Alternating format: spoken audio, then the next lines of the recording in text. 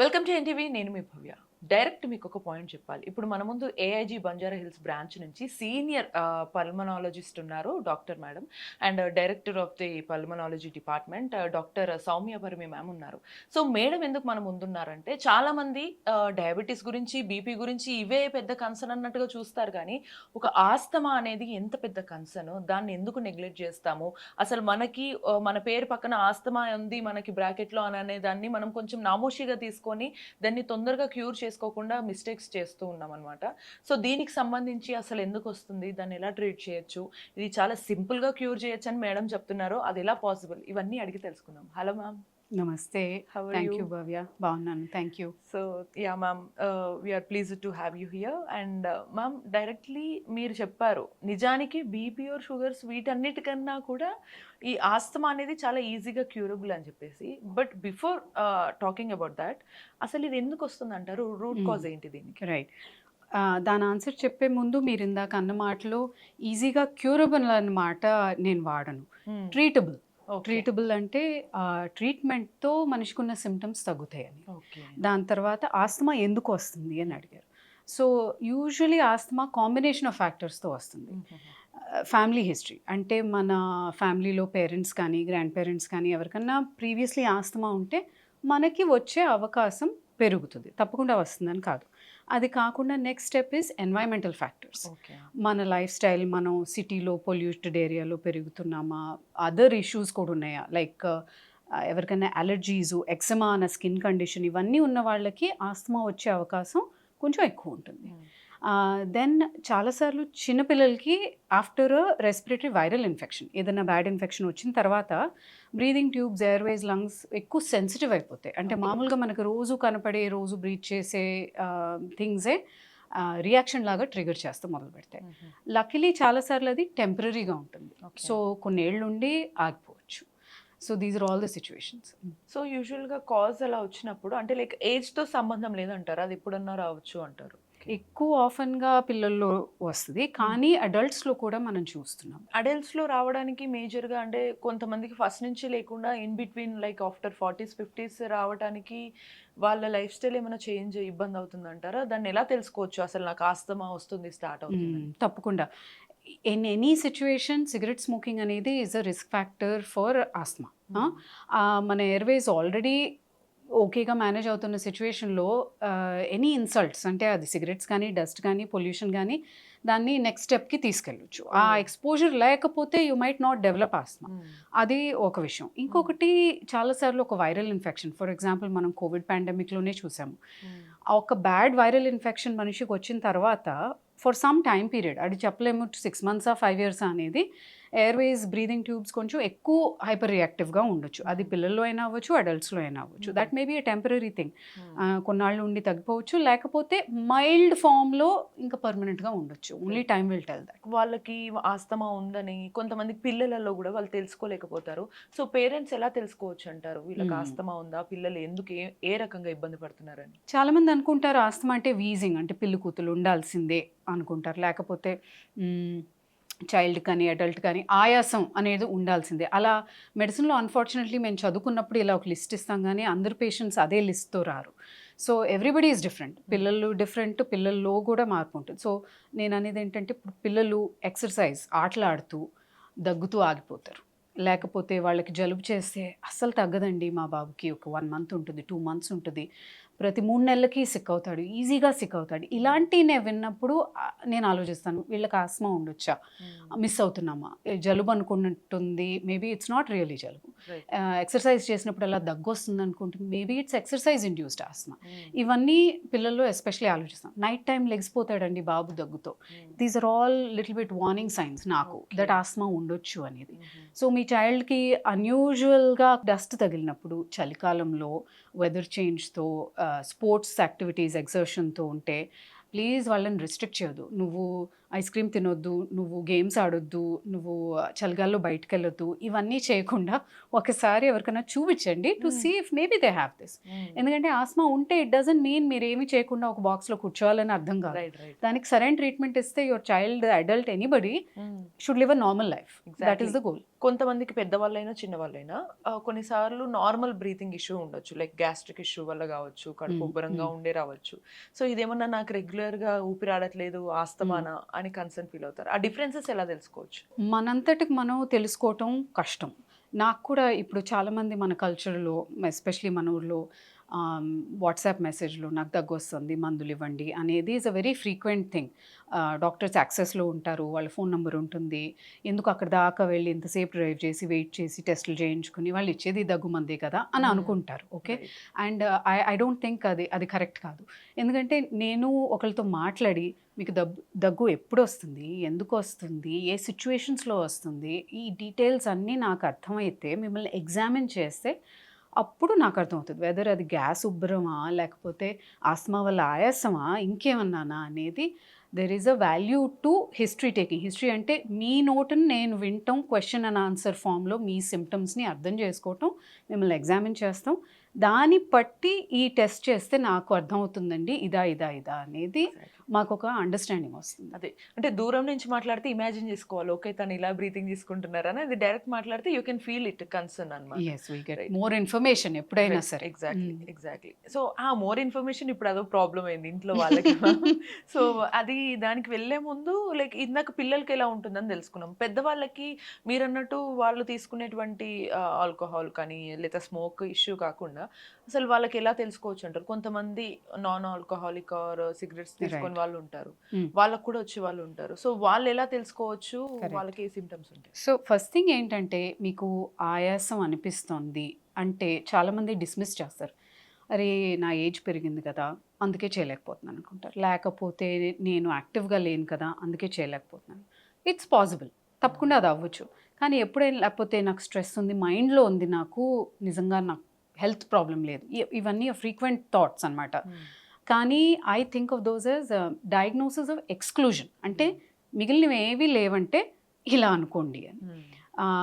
ఎవరికైనా చేంజ్ ఉంది బాడీలో, అంటే ఇంతకుముందు ఇది చేయగలిగాను ఇప్పుడు చేయలేకపోతున్నాను, whether it is breathing difficulty అంటే ఆయాసం పడతాం నడుస్తున్నప్పుడు, దగ్గు, ఎస్పెషలీ విత్ ట్రిగర్స్ అంటే ఏదన్నా ఎక్స్పోజ్ అయినప్పుడు దగ్గు, వీజింగ్ అంటాం, పిల్లి కూతలు లాంటి విస్లింగ్ సౌండ్ వస్తాం, ఎస్పెషలీ నైట్ టైం. సో మీకు తెలియకపోవచ్చు పక్కన వాళ్ళు చెప్పొచ్చు నెక్స్ట్ మార్నింగ్ నువ్వు రాత్రిపూట నాకు ఈ సౌండ్ వస్తుంది నీ బ్రీదింగ్లో.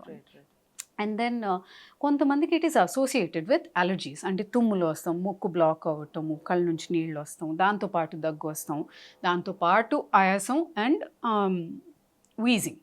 ఈ కాంబినేషన్ ఆఫ్ సిమ్టమ్స్లో అన్నీ ఉండవసరం లేదు. You may just have one, you may have two, but ఇది ఒక్కటే కాదు, any persistent symptom, recurrent symptom, అంటే ఒక్కసారి వస్తాం కాదు, ఎవ్రీ మంత్ లేకపోతే ప్రతి 2 నెలలకి నాకు ఇదే ఇబ్బంది వస్తుంది అని అంటే దాన్ని మీరు భరించకండి, గెట్ ఇట్ లుక్డ్ ఇంటూ. అంటే ఈ సిమ్టమ్స్ చూడంగానే లేకపోతే వాళ్ళు అబ్జర్వ్ చేసుకొని వెంటనే డాక్టర్ దగ్గరికి వెళ్ళాలంటారా, లేకపోతే నాకేమన్నా ఆస్తమా ఉందేమో అని ఒకవేళ డౌట్ వచ్చినా కూడా డాక్టర్ అసలు ఎప్పుడు వెళ్ళాలి అంటారు డాక్టర్ దగ్గరికి? ఇప్పుడు అందరికీ దగ్గులు జలుబులు వస్తాయి, నాకు వస్తాయి మీకు వస్తాయి, రైట్?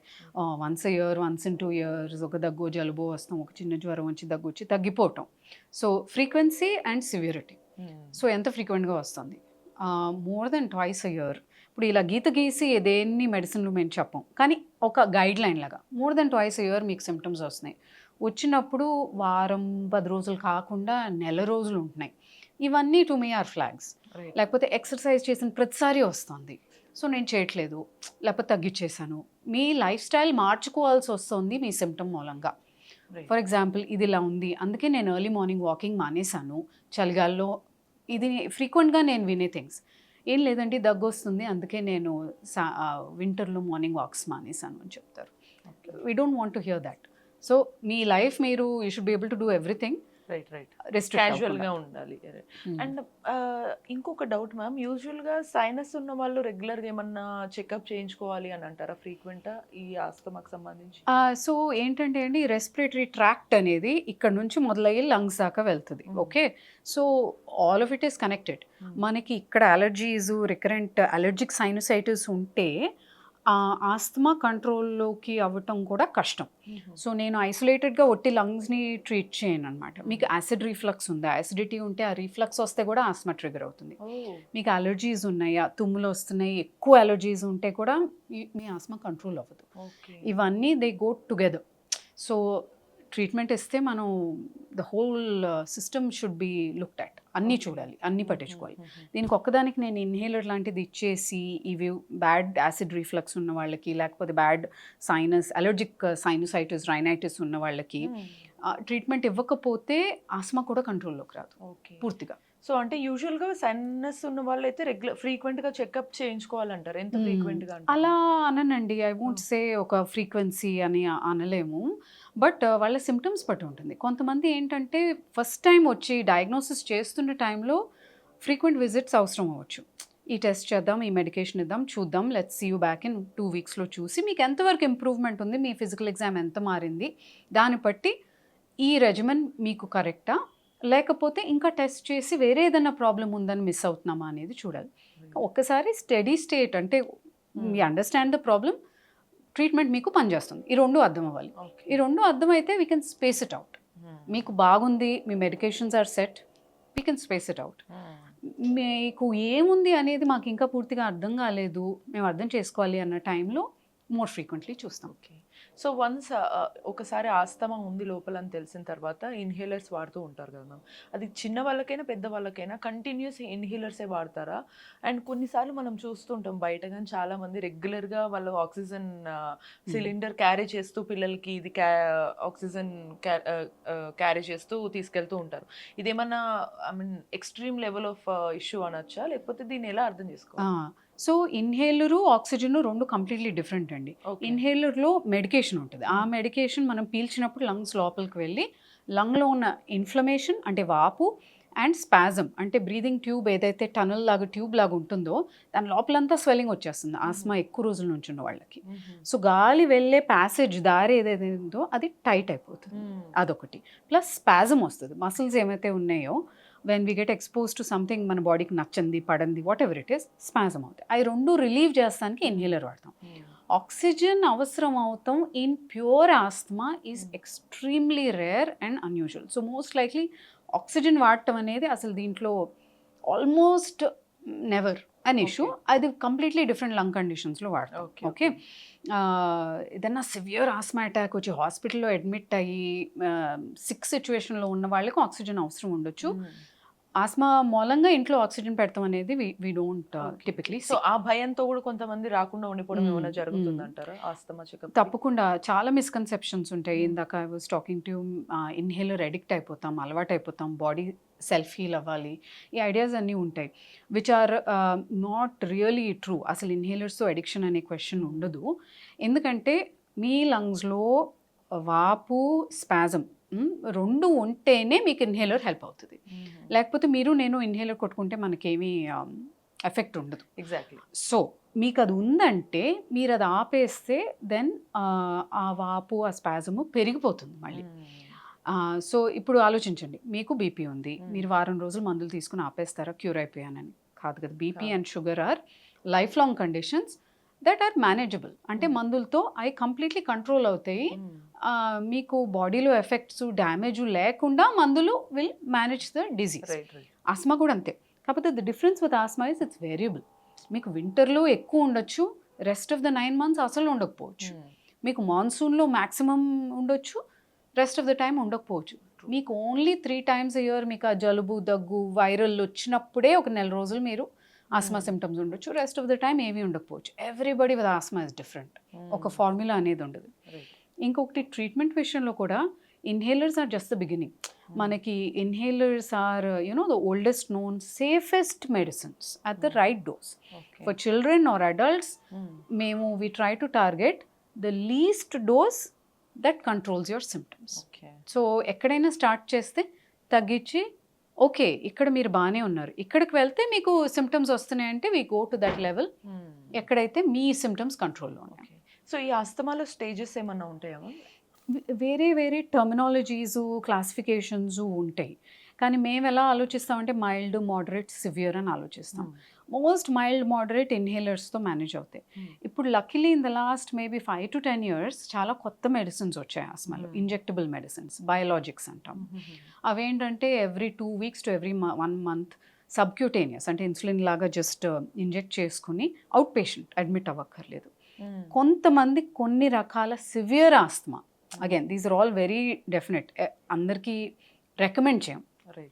కొన్ని రకాల సివియర్ ఆస్తమా ఇన్హేలర్తో బాగా కంట్రోల్ అవ్వని వాళ్ళకి these are a life saver. Life saver అంటే they improve their symptoms significantly. So అంతకు ముందు ఉన్నట్టు ఇప్పుడు లేదు, ల్యాండ్స్కేప్ మారిపోయింది, చాలా ట్రీట్మెంట్ ఆప్షన్స్ ఉన్నాయి. Anybody with asthma should be able to lead a normal life. But ma'am still ఇప్పుడు ఈ మధ్య మనం ఇందాక అనుకున్నట్టు ఇన్ఫర్మేషన్ ఎక్కువ అయిపోయింది, లైక్ బట్ ఆ ఇన్ఫర్మేషన్ ప్రొఫెషనల్ డాక్టర్ ఇచ్చిన దానికన్నా ఈ సోషల్ మీడియా కానీ ఇంకా ChatGPT వచ్చిన తర్వాత నాకు ఇలా అవుతుంది సో ఏం చేయాలని అది చెప్పిన దాని ప్రకారం పాటించడం జరుగుతుంది. So medications of course ChatGPT అయితే చెప్పదు, అది క్లియర్గా నేను చెప్పలేను, అది డాక్టర్ని అడగంటది. సో అది వాళ్ళకి కూడా అదే కావాలి, అది చెప్పిన యాక్టివిటీస్ని ఫాలో చేస్తారు, బట్ అది క్యూర్ అవ్వదు, వాళ్ళకి ట్రీట్ కూడా అవ్వదు. సో అలా మీరేమన్నా చూసిన కేస్ స్టడీస్ కానీ మేజర్గా మీరు వినేటువంటి మిత్స్ కానీ మిస్కన్సెప్షన్స్ కానీ ఏమన్నా ఉన్నాయా? సో చాలాసార్లు నాకు కొంచెం బాధ అనిపించే విషయం ఏంటంటే లేట్ టీన్స్, ఎర్లీ 20sలో యంగ్ పీపుల్ వస్తారు, చాలా ఏళ్ళ నుంచి వాళ్ళకి సిమ్టమ్స్ ఉంటాయి, అది వింటే ఇది ఆస్తమా అని అనిపించేటట్టు సిమ్టమ్స్ ఉండొచ్చు. అవి యాంటీబయాటిక్స్తో, అప్పుడప్పుడు ayurvedic medicines or homeopathic medicines or breathing exercises misunderstand అయ్యి, లేకపోతే వాళ్ళని స్పోర్ట్స్ చేయనివ్వకుండా ఇలా they reach their 20s. Most likely ఒక 10 ఏళ్ళ నుంచి అన్ట్రీటెడ్ సిమ్టమ్స్, ఇంటర్మిటెంట్ కావచ్చు, కంటిన్యూస్ కావచ్చు, అది very much treatable, preventable condition. ఆ గ్రోయింగ్ ఏజ్లో లంగ్స్ ఫుల్లీ హెల్తీ ఉండకపోతే they will not develop fully. ఇప్పుడు మనం చైల్డ్హుడ్ నుంచి adulthood lungs are growing, they are just our body is growing, childhood నుంచి adulthood lungs are also developing. So అది మనం height చూడకపోయినా లంగ్స్ స్టంట్ అవుతాయి, స్టంటెడ్ లంగ్ డెవలప్మెంట్ అనుకోవచ్చు in a simple way. So అది I want parents to be more aware that ఇలా persistent symptoms in a child treatable, and తప్పకుండా వాళ్ళ growth will be better, development will be better, energy will be better, their ability to focus will be better. All this, if they have asthma, I'm not saying andarki inhalers icheyandi, I'm saying adi problem aithe dan treatment tho everything should improve. So once asthma ఉంటే దీనికి కూడా ఏమన్నా diagnosis చేస్తారా ma'am? ఇలా ఏమన్నా టెస్ట్ల ద్వారా తెలుస్తుంది అంటారా? యా, కాంబినేషన్ ఆఫ్ థింగ్స్ చేస్తామండి. First thing we want to make sure it's not something else. So చాలాసార్లు ఎక్స్రే అడుగుతాను. సో పేషెంట్ విల్ ఆస్క్, కనిపిస్తుందండి ఆస్మా ఉందని. ఎక్స్రేలో ఆస్మా కనపడదు, ఎక్స్రేలో వేరే ఏమన్నా ఉంటే కనిపిస్తుంది, లైక్ న్యూమోనియా ఉందా, ఇన్ఫెక్షన్ ఉందా, ఏదన్నా వేరేది ఉంటే విల్ సీ. ఆస్మాలో టిపిక్లీ ఎక్స్రే లుక్స్ నార్మల్. దాని తర్వాత బ్రీదింగ్ టెస్ట్ చేస్తాం, పల్మనరీ ఫంక్షన్ టెస్ట్ అని. అది చాలా one of the oldest established diagnostic test for asthma to confirm. కొన్నిసార్లు మన టెస్ట్ అన్నీ నార్మల్ రావచ్చు. అది ఎందుకంటే asthma is not continuous problem. మీకు ప్రతి క్షణం ప్రతిరోజు ఉండదు, అది మీకు ఓన్లీ ఆ ట్రిగర్స్, మీ ట్రిగర్స్ ఏవైతే ఎక్స్పోజ్ అయినప్పుడు అప్పుడు ఉంటుంది. Exactly same like migraine I guess. Yeah, comes and goes. So it may be okay, it may be normal. So we may not capture it on the breathing test. అది that doesn't mean you don't have asthma. మీ symptoms టిపికల్గా ఉన్నాయి అని అంటే మా దగ్గర we have different types of breathing tests that can help us. Compared to say 20 years ago, but there are more tests available that can help us. Last thing, అప్పుడప్పుడు blood test కూడా చేస్తాం, allergic related test. So మీకు బ్లడ్లో allergic white blood cells, allergic immunoglobulins ఇవన్నీ ఎక్కువ ఉన్నాయా, that kind of suggests more towards allergic asthma. Okay. And then I can also counsel the patient or the child or the parents that ఇది ఇలా వారం తీసుకుని మీరు మందులు మానేకండి, మానేస్తే మళ్ళీ ప్రాబ్లం వస్తుంది బికాస్ బ్లడ్లో అలర్జీ లెవెల్ చాలా హై ఉంది. So you will need some kind of continued treatment, ఫాలోఅప్లో ఉండండి. అంటే ఫైనల్ మీ సజెషన్ కన్నా ముందు ఒకసారి అంటే ఓవరాల్ మనం సమ్మరీ లాగా చూసాం ఆస్తమాని. సో ఈ ఆస్తమానికి సంబంధించి ఇది ఒక లైఫ్ స్టైల్‌లో ఫుడ్ పరంగా కానీ లేతే ఎక్సర్సైజా లేతే స్లీప్ విషయంలో వీళ్ళేమన్నా జాగ్రత్తలు తీసుకోవాలి అంటారా మ్యామ్? నవడేస్ ఒబిసిటీ కూడా is risk factor for asthma. Not only risk factor, బాగా ఓవర్ వెయిట్ ఒబీస్గా ఉన్న వాళ్ళకి ఆస్మా ట్రీట్మెంట్ కూడా కొంచెం కష్టం అవుతుంది. అండ్ దానికి there is some scientific connection. Okay, so having a healthy lifestyle, physical activity, exercising, healthy diet ఉండటం, నాట్ స్మోకింగ్, అండ్ ఎన్వైర్మెంట్ కూడా ఎక్కువ పొల్యూటెడ్ ఎన్వైర్మెంట్ అవాయిడ్ చేస్తాం టు ది ఎక్స్టెంట్ దట్ మన లైఫ్ స్టైల్ అలౌస్ అస్. ఇవన్నీ కూడా they are helpful. And sleep positions కూడా ఎలా పడుకోవాలంట? Straight or sides? పొజిషన్ అంత మ్యాటర్ అవ్వదండి. Okay. Good quality duration of sleep will help. Okay. Not getting enough sleep is an additional stressor on the body. So 7-8 hours sleep అనేది is very important for all of us. Okay. But ఫైనల్గా మీరు చాలా మందిని చూసుంటారు పేషెంట్స్ని, and కొంతమందికి మీరు చెప్పి చెప్పి maybe you might have tired. అంటే వాళ్ళు ఆల్రెడీ వేరే దగ్గర నుంచి సజెషన్సా లేకపోతే ఆన్లైన్ చూసి వస్తారు, అండ్ కొంతమంది అవేర్నెస్ లేక కూడా కొంచెం నెగ్లెక్ట్ చేసే వాళ్ళు ఉంటారు. ఇలా చాలా మంది ఉంటారు. కాబట్టి ఈ ఆస్తమాకు సంబంధించి మీరు ఇవ్వాలనుకున్న సజెషన్స్ ఏంటి? వాళ్ళు తీసుకోవాల్సిన జాగ్రత్తలు ఏంటి? మొదటి విషయం ఏంటంటే ఆస్మా అనేది is a diagnosis that me doctor మిమ్మల్ని చూసి మీ టెస్ట్ చేసి కన్ఫర్మ్ చేయాలి. దగ్గున్న ప్రతి మనిషికి ఆస్తమా ఉండదు, వీజింగ్ ఉన్న ప్రతి మనిషికి ఉండదు, ఆయాసం ఉన్న వాళ్ళకి ప్రతి మనిషికి ఆస్తమా ఉందని. సో ముందు మీకున్న సిమ్టమ్స్ చూడండి. మీకు ఆస్తమా ఉందా లేదా అనేది పక్కన పెట్టి దగ్గు ఉందా, ఆయాసం ఉందా, బ్రీదింగ్కి సంబంధించి ప్రాబ్లం ఉందంటే ముందు అది ఏం అవ్వచ్చు అనే లిస్ట్ ఆఫ్ పాసిబిలిటీస్ చాలా ఉన్నాయి. మీ ఏజ్ బట్టి, మీ ఆక్యుపేషన్ బట్టి, మీ ఎక్స్పోజర్స్ బట్టి, మీ హ్యాబిట్స్ బట్టి, so many things. Cardiac issue అవ్వచ్చు, లంగ్ ఇష్యూ అవ్వచ్చు, దెర్ ఆర్ మెనీ పాసిబిలిటీస్. ముందు అది ఏంటి అనేది అర్థం చేసుకుంటే for anything there is a path forward. Thank you so much ma'am. అంటే క్లియర్గా కొంచెం ఇది భయపడాల్సిన పని లేదు, బట్ అలాగే సెల్ఫ్ డెసిషన్ కూడా it's not good for health అనమాట. సో చూసారు కదా, క్లియర్గా చాలా క్రిస్ప్గా మనకి ఈ ఆస్తమాకు సంబంధించి భయపడక్కర్లేదు, బట్ మనం చేసే మిస్టేక్ వల్లనే అది ఎక్కువగా మనకి లైఫ్ని కొంచెం రిస్క్లో పడేస్తుందని అయితే మనకు తెలిసింది. సో మీకు ఏమైనా డౌట్స్ ఉంటే కమెంట్ చేయండి. So until then keep watching NTV.